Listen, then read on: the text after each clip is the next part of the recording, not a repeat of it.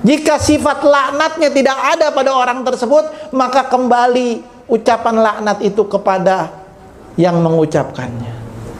Begitu juga kafir. Kata-kata kafir, kafir, begitu ya, finnar, padahal sama-sama saudara muslim, sama-sama orang yang berkiblat yang sama, begitu, sama-sama mengucapkan dua kalimat syahadat. Dikatakan kafir, ini kalimat kafir nggak diterima sama langit, nggak diterima sama bumi, nggak bisa lenyap begitu aja tuh kalimat. Kalau memang yang dibilang kafir itu benar kafir, ya dia nyasar ke dia tuh, tertuju ke dia, ke orang yang dikatakan kafir itu. Kalau benar dia kafir, kalau tidak, nggak bisa lenyap begitu aja. Dia balik lagi kepada pengucapnya, maka yang mengucapkan yang jadi kafir.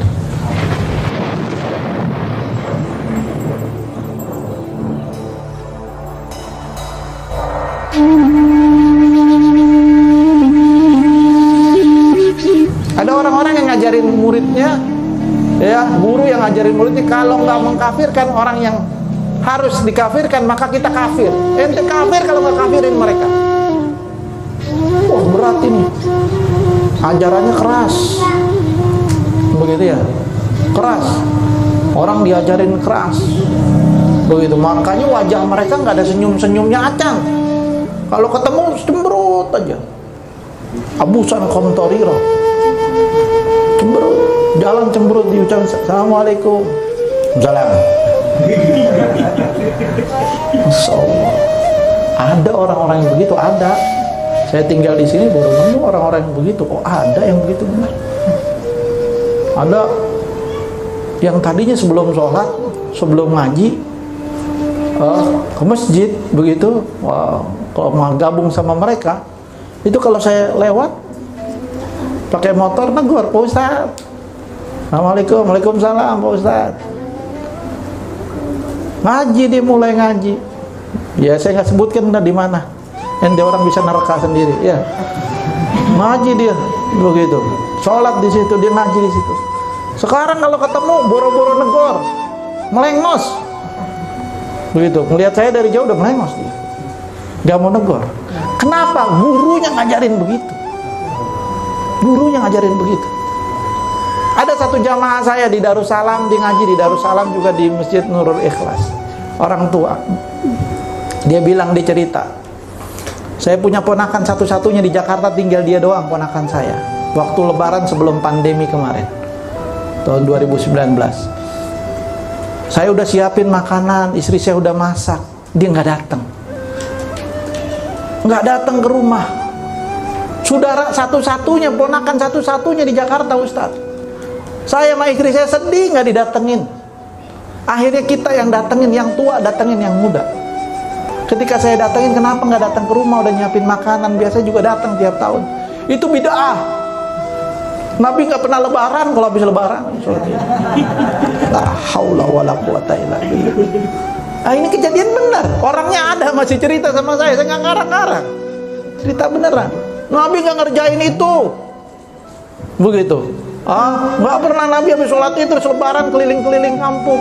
Emang apa salahnya? Di mana dosanya? Di mana jeleknya? Coba. Di mana letaknya jeleknya? Begitu. Bagus semua.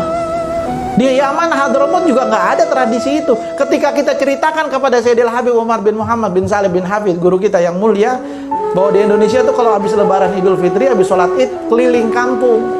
Ya lebaran, silaturahim, lebaran, saling memaafkan. Beliau mengatakan itu tradisi yang begitu indah.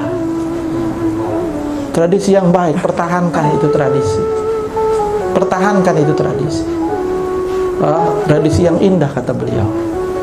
Coba kamu mulai di sini. Beliau minta kita mulai di sini. Kamu mulai di sini, kalian mulai di sini. Per kamar tuh habis lebaran, habis sholat Id, datang ke satu rumah aja.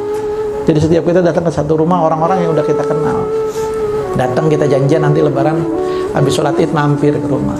Ya dikasih cuman minum teh manis doang sih. Nggak ada kolang-kaling di sono. Ya, apalagi dodol nggak ada.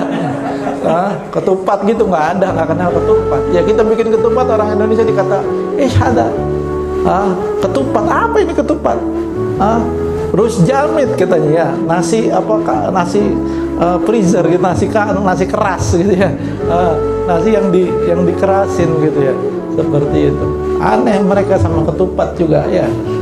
Jadi nggak kenal, nggak ada, jangan bermimpi disediain ketupat, jangan ya. Apalagi opor ayam nggak ada, cuma dikasih itu doang, air minum. Ya udah, tradisinya yang penting. Habib Umar suruh kita itu dulu awal-awal untuk datangi orang yang kita bisa datangi. Wah, kada, mudah-mudahan Allah Subhanahu wa taala jadikan bulan ini bulan yang penuh berkah buat kita. Bulan yang penuh dengan taufik hidayah Allah Subhanahu wa taala. Allah tanamkan di dalam hati kita ta'zim kepada bulan-bulan yang dita'zimkan, yang dimuliakan oleh Allah Subhanahu wa taala. Allah tanamkan di dalam hati kita rasa cinta, kerinduan kepada bulan Ramadan, dan mudah-mudahan dijadikan Ramadan yang paling berkah buat kita semua.